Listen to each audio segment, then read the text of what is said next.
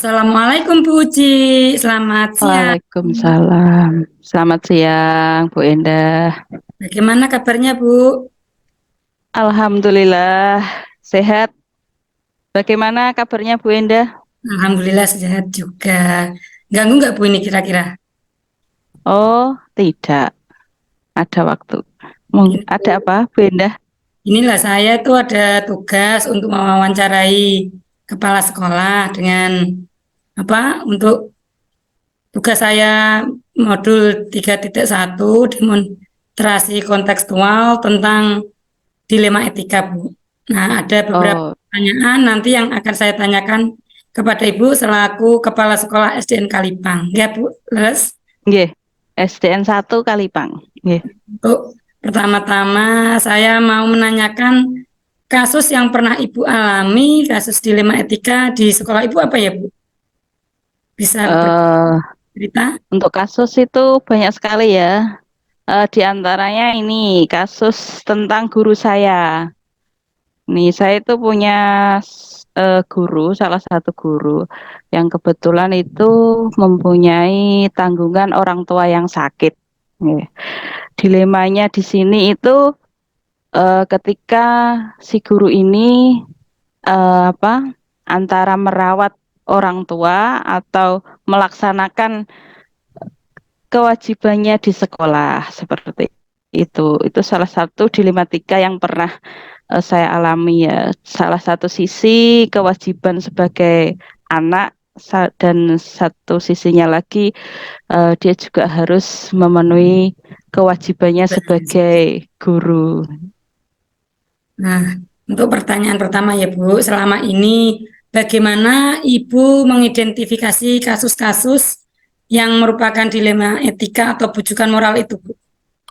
Hmm, Kalau saya sendiri itu yang pertama saya cari dulu ini apa kasus ini itu apakah bertentangan dengan nilai-nilai atau peraturan atau apa.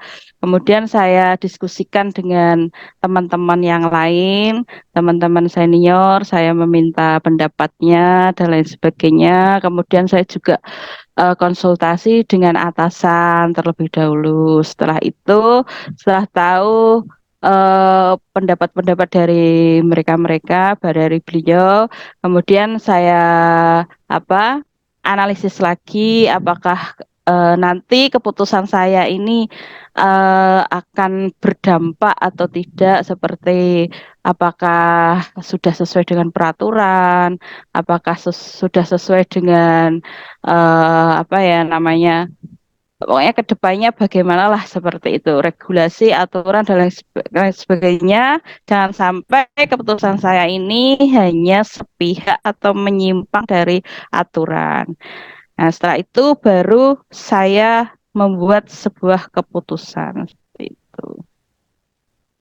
Terus selama ini bagaimana Ibu menjalankan pengambilan keputusan di sekolah Ibu? Terutama untuk kasus-kasus yang ada dua kepentingan seperti tadi yang sama-sama benar dan mengandung nilai kebajikan seperti itu, Bu. Iya. eh saya sebisa mungkin gimana gimana ya namanya win-win solution artinya tidak ada yang merasa terkorbankan atau dimenangkan atau disalahkan seperti itu. Jadi kalau bisa dua-duanya sama-sama jalan. Yang penting tetap kalau namanya saya karena saya dunia pendidikan ya anak-anak ini ke hak-haknya tidak terlantarkan. Anak-anak ini tidak terlantarkan artinya tetap berpihak pada anak seperti itu. Jadi eh, saya memberikan saran kepada guru saya tadi sebisa mungkin kalau pagi tetap di sekolah, nanti kalau setelah pulang sekolah baru bisa merawat ibunya seperti itu. Jadi ketika pagi ya minta bantuan saudara atau siapa seperti itu sehingga tetap berjalan sebagaimana tugas dia di sekolah berjalan, tugas dia sebagai anak juga berjalan seperti Dua-duanya itu. bisa terlaksana ya, Bu ya. Ya, Kemudian langkah-langkah atau prosedur seperti apa ya yang biasanya Ibu lakukan selama ini? Ya itu tadi, ya yang Bagi pertama tadi. kita lihat dulu kasusnya ini sejauh mana em, apa tingkat itunya. Kemudian saya musyawarahkan, konsultasikan dengan atasan, terus saya lihat lagi apakah sesuai dengan aturan atau bagaimana tentang peraturan dan lain sebagainya, sampai ke dampaknya yang akan datang. Setelah itu baru saya membuat keputusan. Kemudian begini, hal-hal apa saja yang selama ini Ibu anggap efektif dalam pengambilan keputusan pada kasus dilema etika tersebut, Bu? Hmm. Yang penting bagi saya itu komunikasi ya, komunikasi. Semuanya itu harus dikomunikasikan dengan baik antara yang tadi yang bermasalah maupun dengan yang berdampak dengan masalah tersebut. Sehingga dengan komunikasi yang baik itu kita tahu sebenarnya mereka kan melakukan sebuah kesalahan atau apa itu ada tujuannya, ada latar belakangnya, sehingga ketika saya komunikasi dengan baik itu menemukan oh ini karena latar belakangnya seperti ini, tujuannya seperti ini, sehingga saya bisa membuat suatu keputusan. Intinya komunikasi. Komunikasi ya, Bu ya. Terus Ya. kemudian hal-hal apa saja yang selama ini menjadi tantangan Ibu dalam pengambilan keputusan pada kasus-kasus tersebut, Bu? Yang menjadi Ya. tantangannya apa selama ini, Bu? Tantangannya itu apa ya? Ketika memang kita itu tidak bisa memuaskan banyak pihak. Pasti keputusan yang kita ambil itu di belakangnya itu pasti akan menimbulkan sebuah kritik ya atau rasa tidak terima dari ada berbagai pihak seperti itu. Tantangannya yaitu mengembalikan apa ya suasana yang kondusif ketika saya membuat Terus kita lanjut ya, Bu ya. Nah, sekarang apakah Ibu memiliki suatu jadwal tertentu dalam sebuah penyelesaian dilema etika, atau apakah Ibu langsung menyelesaikan di tempat atau memiliki sebuah prosedur seperti apa gitu, Bu? Hmm. Kita lihat kasusnya. Kalau kasusnya ini memang segera harus diatasi, ya harus segera diatasi tanpa harus menunggu jadwal atau lain sebagainya. Beda kalau kasusnya itu berkaitan dengan siswa, mungkin kalau membutuhkan waktu, toleransi dan lain sebagainya, supaya anak ini mungkin bisa kembali memperbaiki atau enggak waktu itu tadi. Kemudian, adakah seseorang atau faktor yang selama ini mempermudah atau membantu Ibu dalam pengambilan keputusan dalam kasus-kasus dilema etika tersebut, Bu? Ya. Tentu ada sekali ya istilahnya kalau yang pertama itu pimpinan kita atau Bapak Pengawas atau Bapak Korwil itu memang apa ya berperan sekali dalam ketika saya mengambil keputusan saya itu selalu berkonsultasi kepada beliau. Karena saya juga merasa gimana ya kepala sekolah baru tentu belum banyak pengalamannya menghadapi masalah jadi ketika ada suatu masalah saya tetap berkonsultasi kepada Bapak pengawas. Selain itu, juga sesepuh atau yang dianggap senior di sekolah itu, karena beliaunya kan yang mengetahui semua seluk-beluk dari sekolah, bagaimana cara menghadapi wali murid, komite, dan lain sebagainya. Karena saya orang baru, jadi saya juga apa meminta nasihat pertimbangan dari beliau. Seperti itu. Nah, sekarang ya Bu, sudah beberapa pertanyaan sudah Ibu jawab, dan untuk yang terakhir, dari semua hal yang telah disampaikan, pembelajaran apa yang Ibu dapat petik dari pengalaman Ibu dalam mengambil keputusan dilema etika ini, Bu? Hmm. Ya, bahwa apa ya, dengan pengalaman menghadapi masalah itu perlu sekali. Ya, karena kita itu di sekolah tetap berhadapan dengan berbagai macam masalah. Nah, kita tidak boleh segera memutuskan atau tanpa berpikir panjang bagaimana dampaknya, bagaimana kedepannya besok, terus bagaimana siapa saja yang terlibat dan lain sebagainya. Itu tidak bisa kita putuskan dengan serta-merta, tetapi harus dengan pemikiran yang lebih mendalam, lebih mendasar lagi, dan agar keputusan kita itu memang keputusan yang terbaik seperti itu. Nah, terima kasih banyak ya Bu. Pertanyaan demi pertanyaan telah dijawab dengan sangat memuaskan buat saya. Nah, di sini saya Oke, bisa terima mendapatkan kasih. banyak pengalaman dari Bu Uji. Semoga pengalaman ini bisa bermanfaat dan bisa saya terapkan untuk rekan-rekan saya yang lainnya, Bu. Nah, sekian Nggih, Ibu, saya sama-sama. ucapkan banyak terima kasih dan saya mohon Nggih, maaf apabila ada salah kata atau kekhilafan dalam saya berkata ya, Bu ya. nggih, sama-sama Bu Endah. Dan saya mohon pamit ya, Bu. Assalamualaikum Nggih. warahmatullahi wabarakatuh. Waalaikumsalam warahmatullahi wabarakatuh.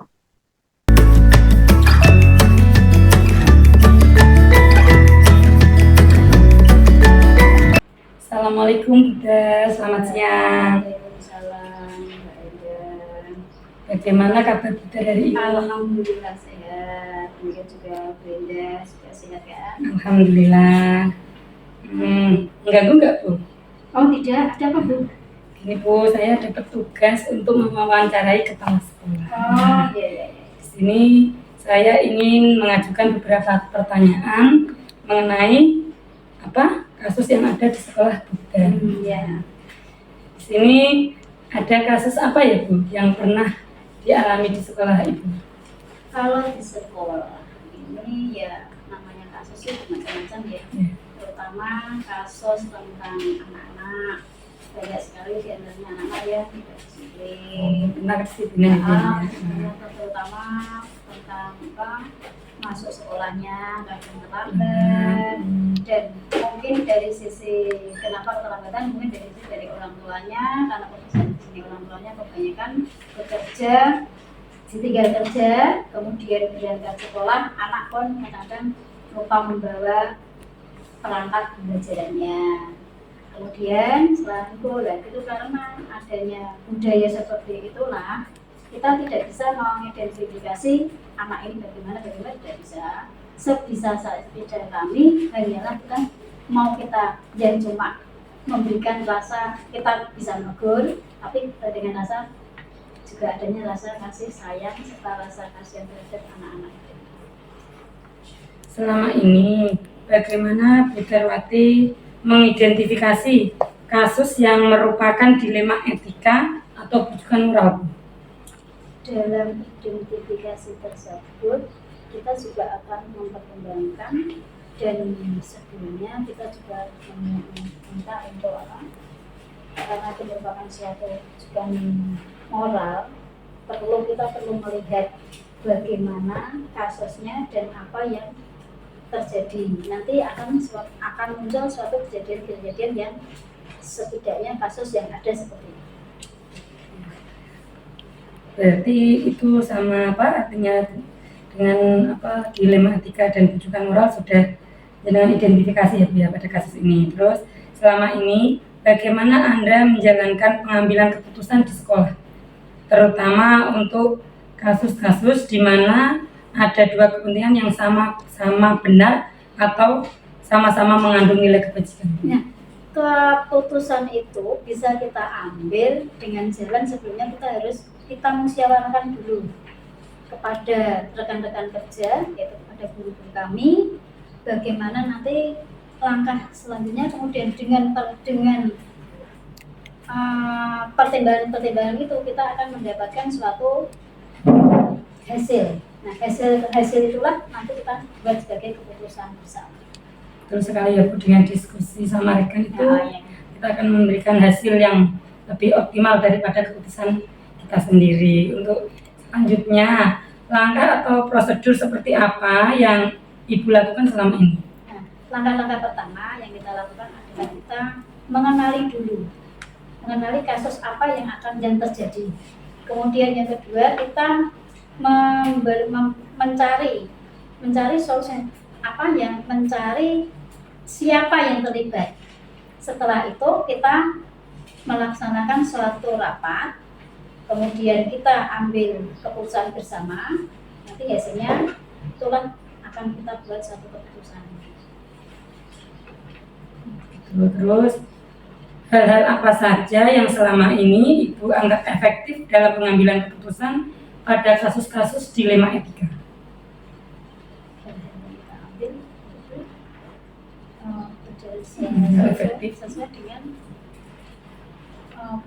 keputusan pernyataan ya. Semua guru yang ada kita ya berdasarkan hasil keputusan dari hasil keputusan sih. Benar ya. Hasil keputusan dari teman-teman yang ada, yaitu baik guru maupun tenaga pendidik yang ada. Kemudian hal apa saja yang selama ini merupakan tantangan bagi Ibu dalam mengambil keputusan pada kasus-kasus dilema etika? Yang menjadi tantangannya apa? Selama ini yang menjadi tantangan, hambatan, itu apa? Nah, tantangan dan hambatan itu adalah karena kita melihat dari keadaan lingkungan ya. Lingkungan sekitar sekolahan itu kan beberapa termasuk pendukung ya. Kalau memang disesuaikan dengan beberapa misalnya kalau sekolah, lingkungan sekolah, terutama lingkungan sekolah ya, lingkungan sekolah nanti ya tantangannya seperti itu. Lingkungan sekolahnya antara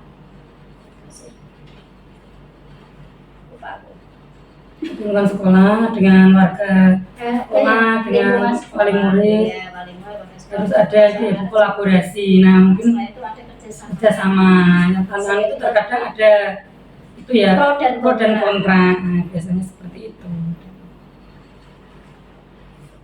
Terus kemudian apakah Ibu memiliki sebuah jadwal tertentu dalam sebuah penyelesaian kasus dilema etika, atau langsung menyelesaikannya di tempat, atau memiliki sebuah jadwal untuk menyelesaikannya dalam bentuk prosedur atau seperti apa? Tidak.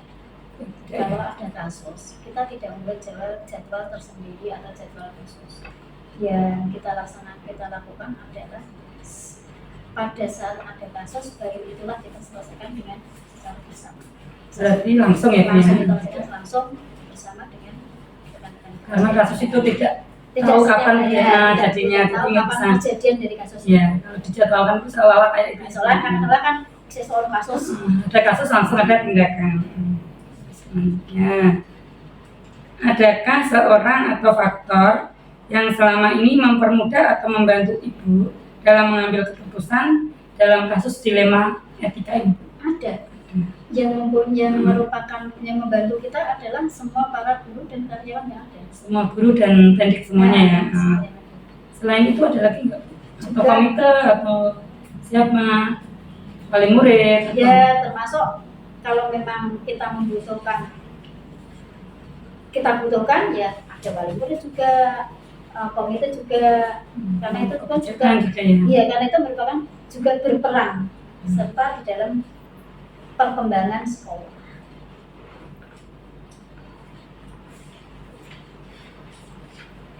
Untuk pertanyaan yang terakhir ya Bu ya, dari semua hal yang telah disampaikan, pembelajaran apa yang dapat dipetik dari pengalaman Ibu dalam mengambil keputusan dilema etika ini Bu? Ya, dari semuanya pembelajaran yang kita ambil yaitu kita merupakan hal-hal yang sangat bermanfaat, dan terima kasih kepada teman rekan kerja. Dengan adanya dilema itu kita bisa menyelesaikan secara bersama-sama, baik untuk orang tua, masyarakat maupun pimpinan sekolah kita. Nah, alhamdulillah dari pertanyaan satu ke pertanyaan terakhir telah kita lewati ya Bu. Alhamdulillah sudah berjalan dengan lancar. Nah, saya ucapkan banyak terima kasih atas informasi yang Ibu berikan. Semoga kedepannya program CGP saya berjalan lancar ya Bu ya, mohon doanya.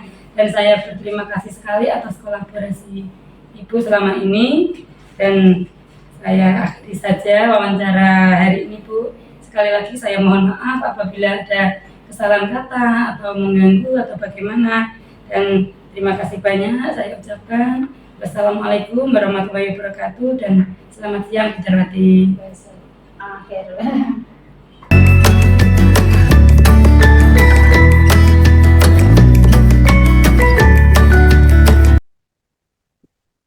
Assalamualaikum Mbak Dwi, selamat siang.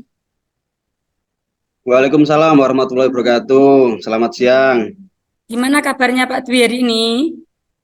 Alhamdulillah sehat, baik, dan semoga selalu bahagia. Sebelumnya terima kasih banyak atas waktunya ya Pak Dwi. Untuk pertemuan kali ini saya ingin melakukan wawancara beberapa pertanyaan mengenai kasus yang ada di sekolah Pak Dwi. Nah, kita langsung aja ya Pak Dwi ya. Untuk mempersingkat waktu, saya ingin tahu kasus apa yang pernah terjadi di sekolah Pak Dwi ya sebagai kepala sekolah di SDN Ngasingan yang sudah menjabat selama beberapa tahun. Ada kasus-kasus apa aja yang pernah dialami oleh Pak Dwi? Untuk kasus sebetulnya banyak sekali, tapi yang kemarin baru saja terjadi itu sempat kami lakukan perbincangan dan rapat itu ketika kelas 6 kemarin tuh ada anak yang karena termasuk ABK ada kelainan itu kelas 5 tidak mau sekolah. Nah, begitu kelas 6 orang tuanya ke sekolah karena sudah berkeinginan untuk agar anaknya itu punya ijazah mau ikut ujian. Nah, dengan adanya itu kami terus berpikir itu bagaimana Dilema ya, Pak, jadi ya? kasusnya seperti itu ya. Jadi dilema ya terus selama Ya. ini bagaimana Anda mengidentifikasi kasus-kasus yang seperti kasus tadi yang merupakan dilema etika atau yang disebut bujukan moral itu Pak? Bagaimana mengidentifikasinya? Untuk mengidentifikasi masalah itu yang pertama tentunya karena itu berhenti di kelas 5 dan kebetulan pada waktu itu saya belum di SD ini, karena saya di SD ini itu baru April 2022 itu saya mengidentifikasi masalah dengan bertanya dengan semua guru itu bagaimana yang gurunya. Ternyata anak itu mulai dari kelas 1 itu sudah terdeteksi mempunyai kelainan sehingga BK gitu mulai ya, dari Pak, kelas ya? 1 sampai kelas 5 itu orang tuanya selalu mendampingi Oh, gitu. anak tersebut. Nah, pada waktu kelas 5 karena sudah terlalu besar dan materi untuk kelas 5 itu kan banyak sekali. Kalau orang tua merasa tidak sanggup, akhirnya anak tersebut berhenti waktu di kelas 5 awal. Seperti itu. Terus saya tanya karena apa? Ya itu karena punya kebutuhan khusus itu sehingga memang harus ada pendampingan khusus. Seperti itu, Bu. Berarti di kelas 6 itu dia ingin masuk lagi, pengen mengikuti seperti temannya gitu ya Pak ya. Jadi ini Iya. Bapak jadi dilema antara menerima atau enggak gitu ya. Terus selama ini bagaimana Bapak menjalankan pengambilan keputusan di sekolah Bapak, terutama untuk kasus-kasus di mana seperti tadi itu ada dua kepentingan yang sama-sama benar dan mengandung nilai kebajikan. Tentunya ketika masalah, kemudian saya koordinasi dengan Dewan Guru, kemudian dengan komite, kolaborasi dengan tentunya wali murid yang bersangkutan dan Bapak pengawas untuk pengambilan langkah yang terbaik untuk sekolah dan untuk anak tersebut. Terus kemudian setelah melakukan itu disepakati anak tersebut untuk bisa ikut ujian agar nanti ada nilai untuk ujiannya itu. Kemudian langkah-langkah Itu. atau prosedur seperti apa ya yang biasanya Bapak lakukan selama ini? Untuk langkah karena ini terkait dengan sekolah, itu tentunya saya tetap terus koordinasi terus koordinasi, kemudian setelah koordinasi terbentuk, itu untuk pengambilan keputusan tentunya saya selalu berkoordinasi langkah-langkah yang terbaik itu bagaimana sehingga kepentingan-kepentingan itu bisa tercover semua. Kepentingan sekolah juga kepentingan anak tersebut apabila ingin intinya gini, anak tersebut itu ketika sudah sekolah itu intinya punya ijazah. Jadi biar karena sudah mengikuti kegiatan pembelajaran itu sampai kelas 5. Kemudian, hal-hal apa saja yang selama ini Bapak anggap efektif dalam pengambilan keputusan pada kasus dilema etika tersebut, Pak? Yang saya anggap efektif itu yang pertama itu selalu kolaborasi itu, Bu. Jadi komunikasi itu saya anggap penting untuk semua hal. Contohnya untuk kasus ini itu komunikasi terus saya jalin antara komite sekolah dengan wali murid, dengan guru, dengan siapapun yang berkepentingan tentang tersebut, termasuk dengan pengawas sebagai bahan pertimbangan untuk kami. Jadi langkah-langkah kolaborasi itu tetap saya lakukan. Tentunya tak melupakan itu ya Pak, melibatkan paradigma 9 langkah pengambilan keputusan itu tetap diikutkan ya Pak dalam mengambil keputusan. Iya, itu salah satunya, termasuk itu tetap saya lakukan. Kemudian hal-hal apa saja yang selama ini menjadi tantangan Bapak dalam mengambil keputusan pada kasus-kasus dilema etika tersebut, Pak? Tantangannya itu seperti ini, Bu. Tantangannya itu kadang kan ketika kita mengambil keputusan itu ada beberapa anak atau wali murid yang belum mengerti atau belum jelas tentang permasalahan itu, terus menganggap kok enak. Nah, itu tantangan kami untuk memberikan pendekatan dan memberi penjelasan kepada warga. Itu memang perlu kita lakukan agar kita saling enak. Jadi anak itu juga kita juga kasihan kalau tidak mendapat ijazah, tapi kalau tidak kita lakukan itu kasihan anaknya, nanti tidak dapat ijazah. Jadi tantangannya dari wali murid yang lain dan anak-anak. Jadi kita harus betul-betul mengantisipasi kalau memang hal-hal tersebut terjadi. Seperti Berarti itu. menjadikan kesenjangan ya Pak ya. Kita jadi dilema antara kita kasihan dengan anak tersebut dengan rasa keadilan terhadap anak lain yang benar-benar mengikuti pembelajaran gitu ya Pak ya. Iya. Nah, terus kemudian